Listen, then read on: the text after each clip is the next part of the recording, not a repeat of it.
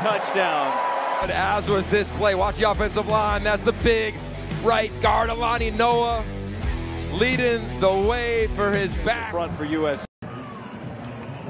I mean, take your pick. That was a swarm on that defensive front for USC. Welcome to the Put On Waivers Media Group, home of the Put On Raiders podcast and the Student Body Right podcast. This is your place for the best breakdowns and the best insight for those who fight on and bleed silver and black. Now, here are your hosts, Dwayne Douglas and Ryan Holmes. Everybody to the glorious episode of the Student Body Rights USC podcast. I'm your host, Dwayne Douglas, along with Coach B, and we are podcasting on the beautiful shores of the Pacific Ocean. Beautiful day out here in Southern California. PORSBR is my Twitter handle, and Coach B is Blue DBL21. So check him out on Twitter as well. He has a little recaps he does, you know what I'm saying, for college football fans and stuff like that. And speaking of college football fans, so this tweet I got going on here is pretty good one. I like this one pretty well. I talked about it. This was where Bears with Fangs tweeted out this video of Paul Feinbaum where he said, "There is no chance Auburn loses to Cal. None. Book it. Paul Feinbaum." And then they showed a video of him making that prediction. Obviously, he was wrong. Obviously, he was wrong. California teams can't play football. And I just responded to it and said, again, no research, no knowledge, just a California team playing a SEC team. One day, ESPN will hire people who aren't shills for a conference. They will hire folks with real acumen for the sports they cover. Sent it to Mr. Feinbaum and hashtag college football.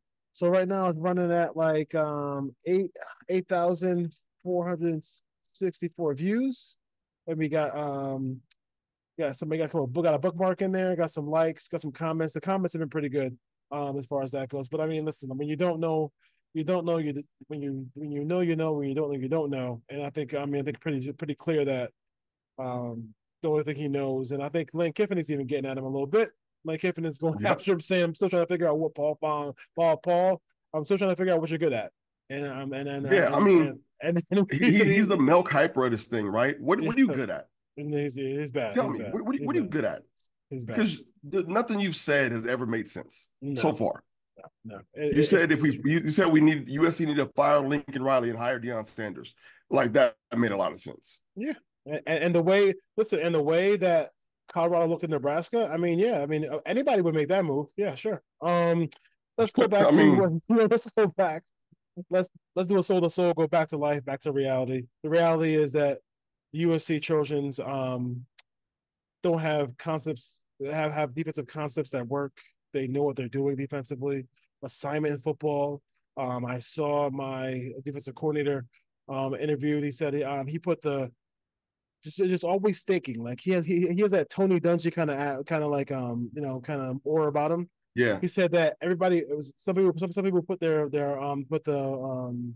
communication helmet on the linebacker, linebacker. He puts it on the safety. The safety. Come on, teams want to go fast. They can just signal to the safety. He can signal to the linebacker, and he get the fronts. They get the fronts where they want to go.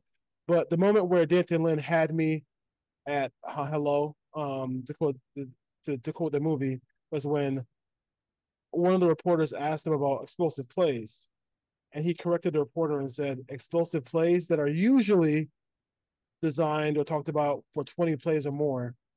He said, "Oh no, we look at explosive plays at 10 plays or more." And look, that's what we want, right? I mean, at the end of the day, that's what you want, right? I mean, at the end of the day, you got to have that. You got to have that mentality. That's the mentality, though, right? So that means we're attention to detail, though. So when you say stuff like that, as a DC, what that tells me is, love it. It's attention to detail. Yeah. It's attention to, we're going to pay attention to all the little things, because anything 10 yards, we were giving up 7 yards against LSU. You know what I mean? It's attention to details, the small things, the little things, saying, hey, we're going to keep pressing. We're going to do all these things, alignment, assignment, make sure everything is correct, right? And we got to keep pushing that and keep hitting that nail every time we're talking to players. Every time we're in practice, it's the small things, all situational football, right? We're going to talk about situational football. It's not, a lot of times people think situational football is only red zone. No, we're still dealing 20 to 20 also. We're still dealing with, 1st and 10, 3rd and 7. We're still dealing with these things, these little details that we need to pay attention to so that we're not giving up big plays. Because 10 yards, I mean, man, those typically is what people were willing to give up. Yeah. Yeah. It's just really, it's good to hear that. Like, the guy he's sharp. He knows what he wants defensively, and he won't have it any other way. And I thought that when at the end of the game, and we are recapping the USC win over on the 48-0 win over Utah State in the Pig Farmer, is that it'd be easy for just let them. It's over. Nobody get hurt. Let them score. Who cares, right? Who cares? The fire and brimstone and all the jumping up and down after they preserve the shutout, right, is another thing that I'm saying to myself, and you coach defense too. Is like, dude, it's never enough. Let's keep going. We're USC. This is never enough. Like, if they have a chance to look at the AP poll, it's never enough for us. Right. We gotta do it twice as good as everybody else. It can't be just we shut somebody out. We gotta do it. We gotta do it even better and do it maybe even more impressive. Like, basically USC has to go beat Michigan now because Texas dismantled them. So now if we don't do it, pump the brakes on USC. They weren't that good anyway. Yeah, and absolutely. I wanted Michigan to win selfishly so that College Game Day will be up there and then we could beat them. That's why I wanted Michigan to win. Because we knew if we went to both that game undefeated with Michigan, it was going to be College Game Day and it was going to be amazing, right? It's going to be a lot of fireworks. My thing is about this, right? and like you said, it's never enough. But I love the way he coached that to the end, because the one thing I used to do is I used to treat it like you have starters like baseball. You have your middle, you have the closers. Right. Yeah. And the guys, so it kept all my guys engaged, right? Because they knew when they win the game, you better preserve the shutout. Yeah. You better preserve the shutout if we're in the game. If you're not in the, I'm gonna pull you and put my starter back in if you're not doing, because the thing about it is they've done their job. I brought my other guys in and we've done some package stuff, and now I'm clearing the bench, and you guys better be ready when your number's called to be able to preserve the shutout. Cam Fontaine was in there ready when his number was called. Yep. Preserve the shutout. So we have to be in there and just be ready to go. And I always love that when we have guys in there ready to go to preserve the shutout. Yeah, I love it. I think it's a really good, and just the whole aura about having, I mean, hey, like, you go to the Coliseum. I was at the Coliseum. You were at the Coliseum. And, Yogi Roth walks by and, hey, and you see, hey, Dwayne Wade walks by with Gabriel Union walks by. And then, and then the best defensive tackle of all time walks by. And his hands, wait, let me tell you something. His hands are massive. Yes. I met him down on the field pregame. Yeah. So I'm talking to him and I say, hey, Aaron Don, AD, what's up? And he shook my hand, and I swear he swallowed like his hand to my wrist. I can imagine. Like, I'm like, bro, hold on, watch out. I almost felt some type of way. Like, watch out, brother. You know what I'm saying? Watch out. Then I see Coach Muntz down there. You know what I mean? Then I'm standing there talking to Taj pregame, talking to Matt pregame. I get a picture with Matt. You know what I mean? Like, all these things, like, people don't realize, like, the atmosphere is coming back. Yeah. The noise is coming back. You know what I mean? The rumble, and it's a slow rumble right now. Slow rumble right now. But the murmur's there. Don't get the worst thing that college football should want is that we beat Michigan handily. You won't understand what's gonna happen. No, the uproar coming from that. And I mean, listen, like, I mean, I kind of, And I think the fact that USC having a bye going into that game, and USC having a bye this weekend, so like we'll get into Michigan a little bit later, but like kind of want to stay on this game for a little bit and what I see building, because like it was basically one win away, and I knew if they just could find a way to beat, I don't care how they beat LSU, if they just find a way to beat LSU, that this train would get on the tracks and start going in the right direction. And not only do we have our defensive coordinator doing this thing, but we got this Big Ten Lincoln Riley going on here, running the ball, right, for almost 300 yards, and then the name of our show is Student Body, right? I felt that way because while watching Quentin Joyner and watching right, and watching Mr. Marks do his thing. All the running backs seem to get a little burn out there. You got, and I think it was Lincoln Riley who did say that when your quarterback makes a physical play, nobody gets more excited for it than the team. Even though it was only a little left shoulder that he put into that player, like the crowd went crazy when Miller Moss made that block. I mean, it's effort. Yeah. It's effort. It shows everybody. That shows me everybody's bought in. Yeah. 100%. That showed me everybody to a man is bought in to making this thing go. No, do you want your quarterback blocking like that? No, you don't. No. But he saw an opportunity. He saw what was going on. And you did it. Cool. And I'm sure when he got to the sideline, Lincoln was like, "Hey, check this out. Don't do it again." It was cute. It was cute, but we'll do it again. We'll do it again. We got Quintavious Marks had 13 carries for 103. Then we had Quentin Joyner. He had that spectacular run in that game. We wish he would have scored on that one play, but he did have two touchdowns. Woody had one. He was 10 for 84. Brian Jackson got involved, 7 for 34. Marion Peterson had 3 for 18 yards. Miller Moss himself had a scramble. And then we also had a situation where Jaden Mayava had a spectacular run for a touchdown as well, too. So running the football well. Really not showing too much in this game because a lot of it was screen passes or whatever. They had one little flea flicker there as well. I do like McCree was really growing on me at the tight end. Now Lake, we got to secure the football. We got some big games coming up. So okay, I'm happy. I'll say this: you fumbled in a game where it was 48-0. So it's where you can afford to fumble. Yeah, it's like a tree, and it's like a tree falling in the woods with nobody there. It doesn't make a sound, right? But now we know, like, hey, we don't need that again. Don't worry, we can't have that happen again. Miller Moss is not a Heisman candidate because these dudes keep dropping his touchdown passes. So it's not going to happen. I do think that the focus. I don't know what you think about. I think the focus that they had in the LSU game was high, but I think obviously, it happens when you have young receivers. I'm making mistakes here. No, and it's easy to have that focus, right? And it's easy to have. This is what I was worried about, though, right? And I think keeping the intensity, I was worried before. I'm like, are we going to have a week 2? In my paper, I put, are we going to have a week 2 letdown? Not that we would lose, but are we going to not play with the same intensity, not play with the same focus? Our receivers need to grab the focus that they had before. I think going to Michigan, having 2 weeks off, we'll be able to grab that focus. But we don't get any more times to have a letdown.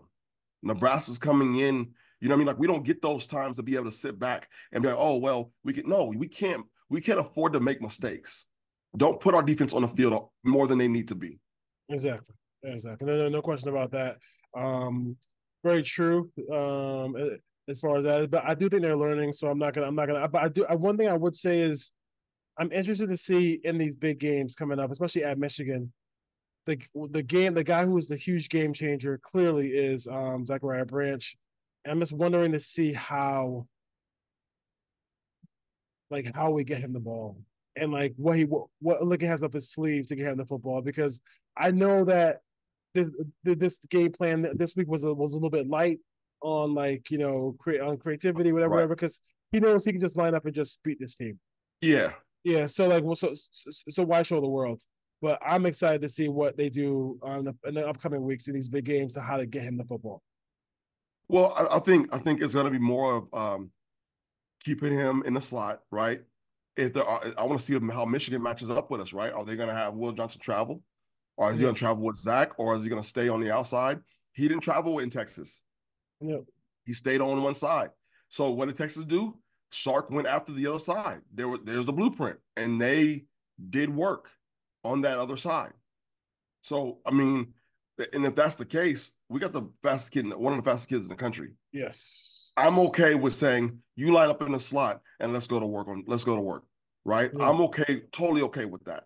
I'm okay with saying, we're gonna use Jacoby Lane in motion. We're gonna do some things to be different, and have Zach be able to get in open space, because that's what you want him. In open space, there's nobody catching him. Yeah, I mean, and just the agility, and Photographer's got a good shot of that side hurdle that he had. Right. I mean, he's just crazy as far as that goes. What about Matt Barkley? Like, he had a cut on his forehead because he's sitting there, like, headbutting two players with helmets on. Like, right. Barkley, like, the energy was pretty crazy. To see, and that's what he brought, though. I loved it. Yeah. What I love is when I see guys come back home and they love it. You know what I mean? Like, it means something. They show you that it means something. You know what I mean? They come back and they're like, oh, it's not just I'm here to just run you out the tunnel because I'm at I'm here. You know what I mean? I'm not just fulfilling an obligation. I'm here because I love this. I love this place. Yeah, you know what exactly. I mean?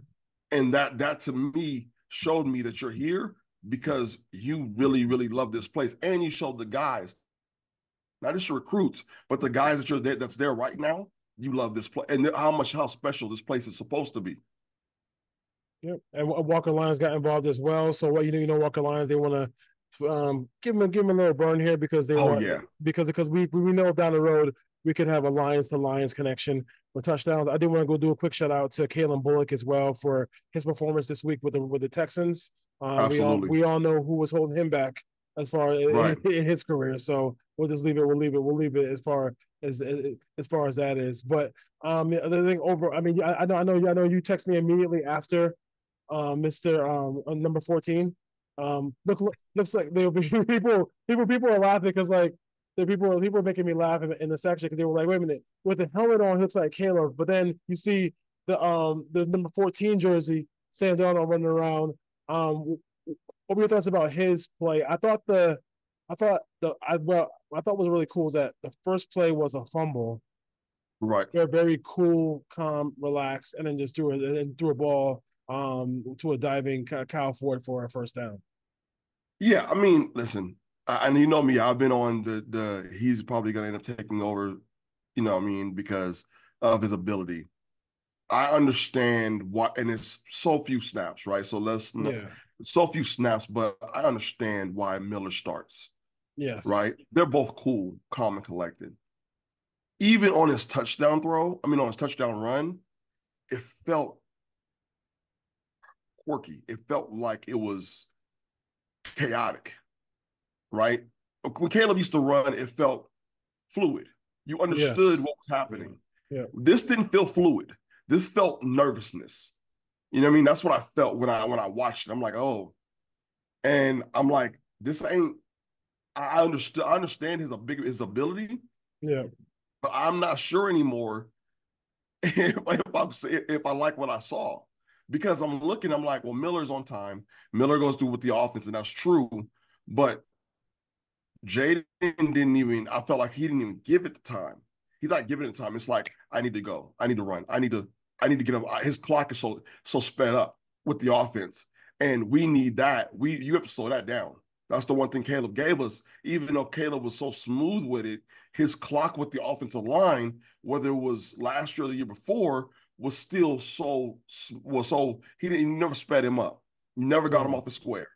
He was calm. He played it, and I didn't feel like that with Jaden. Although I thought Jaden played a heck of played all his snaps as well as he possibly could. Yeah. Like you said, he had a fumble, and he picks it up and he throws a dart. Cool. You know what I mean? That's what we need. We need you to be able to get your eyes back up and find your But you did a fumble. Yeah, exactly. But you fumble. Like, you see what I'm saying? Like, because what we can't have is I can't have the fumble. Yeah, exactly. You made up for it, and that's cool. But what it did tell me also is you understood what the offense is doing. So I looked at it in multiple facets, right? Because you're able to find Kyle so quickly, you told me whether you understood where your guys are supposed to be in that chaos, course of chaos. Mm-hmm. But you created the chaos. Yes, exactly. Unnecessarily. Exactly. You know what I mean? So also some other news, just the news coming in. Looks like Walter Matthews is healthy and practiced today. So another young tight end. I mean, I gotta say, like, you know, like and this is for the future Lincoln seasons, like bringing in these 6'5", 250, 260-pound tight ends who can block and catch the football. I think it's going to be, people are going to be surprised how much he uses the tight ends as far as that is. And I think, you know, maybe, I think maybe Caleb didn't look towards the tight end. Like, you know what I'm saying? So, like, you know, it was more some quarterbacks are more wide receiver driven. And then also I think, like, with Jaden, when it's a situation where when you run, and if you're offensive coordinator, when you take off and run, did you take off and run and miss my wide open receiver who ran the dig route? Exactly. Did you run and if you run everything is covered, okay, fine. But like if you're missing like 2 or 3 reads that are like easy, put your to get your back foot set and just get rid of the football. Those are the ones where that'll keep you from him saying, okay, listen, I'm gonna roll with him for this year. Let's make sure when you get in the game in the future, if he ever got hurt or anything like that we're doing those things. You know? Right. No, absolutely. The thing when you mentioned that thing about Caleb, I think we have brought in too many transfers at receiver. You know, remember we still had Todd, we had Brandon, we had Kyron. You know what I mean? We still had the guys on our roster right now. Yep, so we had too many guys. We had too many receivers to put a tight end on the field. It was just too many. Yes, you know what I mean? So, I mean, at that time, I don't think it was even so much about Caleb. I think it was so much about what we have brought over and making sure we utilize those guys, because those are, I think, a few of them were upperclassmen. Brendan was going to his junior year. Taj was working. You know what I mean? Like we had been there already, so it was like we had got too many weapons, if you will, for us to play a tight end. Yeah. Looking at the top 20, looking at the top 25 here. You got Georgia on number 1, Texas number 2, Ohio State number 3, Alabama 4. Ole Miss. I think I've been telling people are looking at quarterbacks. I'm just saying, take it. Everybody who's looking at quarterbacks, like a lot of fans are like texting me and just like are also DMing me from Twitter. I'm like, hey, take a peek at Jackson Dart. I'm telling you, I'm not telling you where he's going to be in the pros. But I'm saying just take a peek at him, because he is on time right now. Yeah. And then, as far as that goes, you got Missouri, Tennessee, Penn State, Oregon, and then Miami, and then also USC at number 11. I just feel like the number 10, number 11, I'm looking at their body of work, you know, so far this year, and I think they've been probably just as impressive as anybody outside of Georgia and Texas in this top 10, top 11. Yeah. Well, I mean, Oregon should be out of top 10. You had 2 sloppy football games against teams you should have boat raced. Dude, with your roster, with what you got, unlimited NIL, you should have boat raced them. I gave you a mulligan, maybe first game jitters. Week 2, you go back in Boise State, which you probably should have lost. That's what you did. Nah, you should shouldn't be top 10. So that's the only team I'm looking at, because Miami played a great game. I'm not gonna lie, they boat raced Florida. People, again, SC team, they thought they were underdogs in that game, weren't they? Yeah, they're underdogs against it. Yeah. So I mean, they boat raced Florida. I don't think, but Florida wasn't ranked higher than LSU, sure enough, but they did it. So I'm just gonna say this, okay, because there are these moments where you sit back and say, hey, if that happened to USC, it'd have been an issue. But JT ran for 25 times for Boise State and had 192 yards, seven a carry, and then had 3 touchdowns. I mean, I'm not here to go after the Ducks. I'm just saying, like, if that, like, Dan Lanning really needs to sharpen up that team soon. Like I mean, like yesterday, because like, I mean, this is really just not that wasn't a good look this weekend. And you also had Notre Dame losing at home to Northern Illinois. Northern University, so like that's not good as well too. So I definitely be worried about one of those teams. But USC defeating Utah State 48-0. Just that good feeling so far for the Trojans, and really not anything to really kind of like harp on as far as anything. I thought the tackling was good. I think when they gave up us maybe a 15, 16-yard or a 10-yard run, they came back with it with TFLs. You know, I don't think they ran a play in the red zone in this game as well. I mean, this is what those teams come to get the check and go home, and go home with the L. And like they shouldn't go home with any feeling of, you know, of accomplishment as far as outside of that. And USC did that. They made sure that they, you know, they dropped the touchdown pass early, but after that it was like, hey, the switch was on and never got turned off, except for the lights in the building.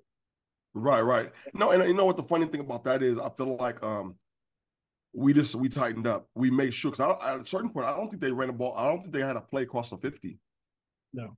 At a certain point, I'm like, they haven't moved across the 50 at all. It was kind of irritating because I was on the other side of the stadium, so it was like I'm looking like they haven't ran anything across the 50. So I mean, that's what you're supposed to do, right? You send them home with their check. The only thing they're supposed to say when they get on that plane is, well, at least we got $1.4 million for it. You know what I mean? We got $1 million out of it. We got 900,000 out of it. Hey guys, don't even worry about this film. Turn this film off. We're gonna 100%. Throw this film away. We're gonna get ready for our next team. That's the way Utah State went home. That's the way that we did what we were supposed to do. The Utah State's not looking at this film. They learned nothing from that film. Yeah, exactly. They probably not even going to ask for it. They're probably going to tell their guys that delete that. We're about to get this flight home. They might have stayed in LA for another day. Who knows? Hey, we're going to go down. You know what I mean? Because I was at their hotel. They were at LA Live. They were at the Residence Inn. Yeah. Right behind by Yard House. Right. They were at the Residence Inn in LA Live, right on the backside of. But they had the Emmys going on. And I'm like, bro, y'all not gonna win this game. I told them before they got there, you're not winning this game. You're not even getting close. You know what I mean? But you saw their staff and stuff. They were out there and going on. But I mean, it's one of those things, man, where that's the old USC doing what you're supposed to do to teams you're supposed to do it to. When we're walking in, we're rolling out our helmet and saying we're USC, and you're not coming to our home field to to do anything. That was the one thing that made me nervous. Not to bring up a sore subject, but remember when we played San Jose State? Yep. I think it was 2 years ago. And they were scoring. Yes, that bothered me. I was like, what are we doing here? Yeah. It's San Jose State. Yeah. No. We're supposed, you know who we are? Like, at some point, take pride in just who you are. Exactly. 100%. Couple of injury notes as far as that goes. We knew Mason Cobb wasn't going to play, but then Jalen Smith was a late scratch in that game. So it was really, like I said, if you're not 100%, Lincoln did the right thing here. Like, if you're not 100% healthy in a game where you're going to blow out the opponent, like, why not just take that time to go ahead and get those guys rested up, because you have a tough schedule coming up. You got some physical football teams coming up. Because some of the defensive tackles on Nebraska wear like low numbers, like 0, stuff like that. Like maybe they're not as big as they really are, but they look those guys are pretty big physically big players. So, and they're going to try to be, and they're feeling themselves a little bit. They got a young quarterback who got some moxie. who idolizes Patrick Mahomes. So and really wants to assert themselves. And they could be a team that if they ever beat USC or if they get on a roll in Nebraska, could end up getting in the playoff. You never know. So right. SC is right there. They're playing great football. I think an early bye helps because you're playing a big time opponent. If they had a bye week and they were playing somebody who was also ran, I'd be worried a little bit more. But going to the big house for the first time in forever should get those boys' attention pretty quickly. Yeah, I mean, and listen, the one thing I can appreciate is, right, people say, oh, it's a big house, there's gonna be the noise. Well, we just dealt with Allegiant Stadium and the noise. We just dealt with that. So we had a warm-up, right? We had a warm-up. We know how to communicate when it's noisy, being on the other teams, and we had a warm-up with that.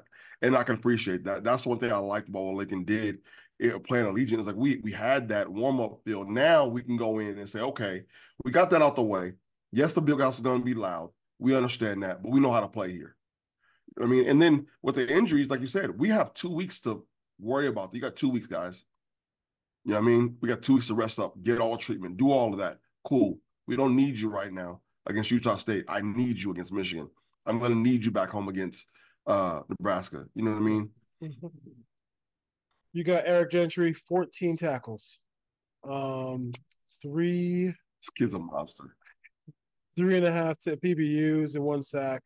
And then 3.5 TFLs, 1 sack, and then 1 PBU. So, I mean, like, it's just seeing him. I mean, obviously, that picture where he's holding the sword, Eric Gentry does not miss ab day any day of the week, as far as that is. But like right, he's happy.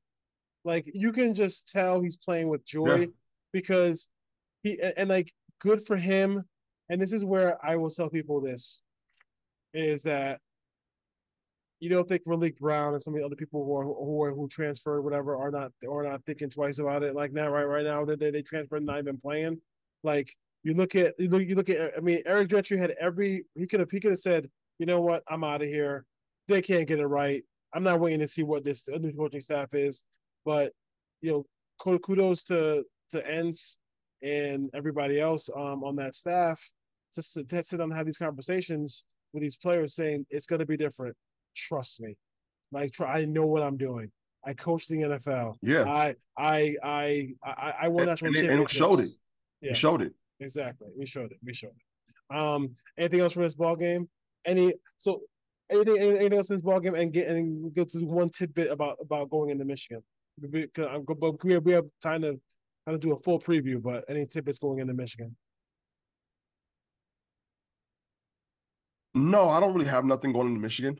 I mean, I'm sorry about that ball game. Going to Michigan, we just got to be able to stop the run.